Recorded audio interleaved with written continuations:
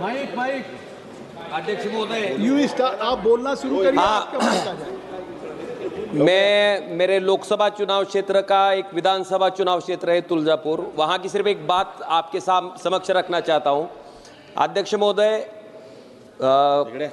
आरोनी म्हणजे निवडणूक निर्णय अधिकाऱ्यानं त्या ठिकाणी आयडेंटिफाय केलं की 6000 बोगस मतदान त्या ठिकाणी नोंदवलं गेलेत।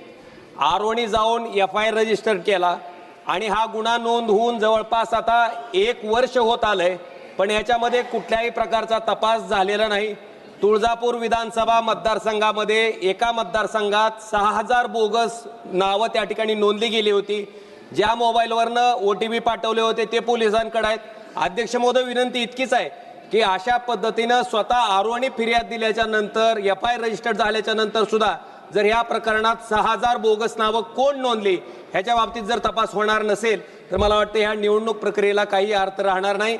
आणि अध्यक्ष महोदय, फक्त एकच गोष्ट मला सांगायची आहे की जे मुख्य निवडणूक आयुक्त त्या ठिकाणी निवडले जातात त्याच्यामध्ये पंतप्रधान महोदय, विरोधी पक्षनेता आणि त्या ठिकाणी सरन्यायाधीश असं त्या ठिकाणी स्ट्रक्चर होतं। सर, माझी इतकीच विनंती आहे की पूर्वीप्रमाणे असं स्ट्रक्चर त्या ठिकाणी असणं गरजेचं आहे जेणेकरून निवडणूक आयुक्त जो आहे तो त्या ठिकाणी पारदर्शक पद्धतीने काम करेल। धन्यवाद अध्यक्ष। बजरंग सोनवाल जी, बहुत अच्छा सुझाव। बजरंग सोनवाल।